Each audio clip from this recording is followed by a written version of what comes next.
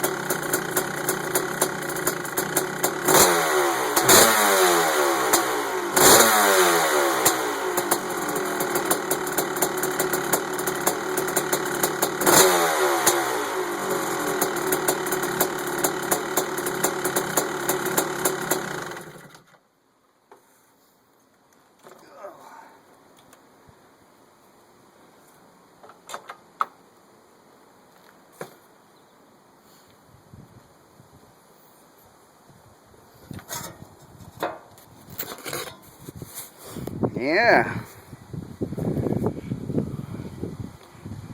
All that hard work and all that time that I took on this thing paid off. Oh, I'm so freaking happy right now. Another job well done. Freaking love it.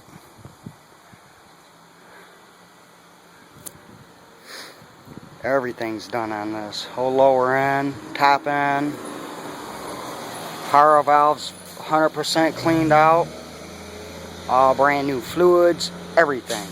And I already checked my fluid level too. I ran it for like 2 minutes. Tipped the bike straight up.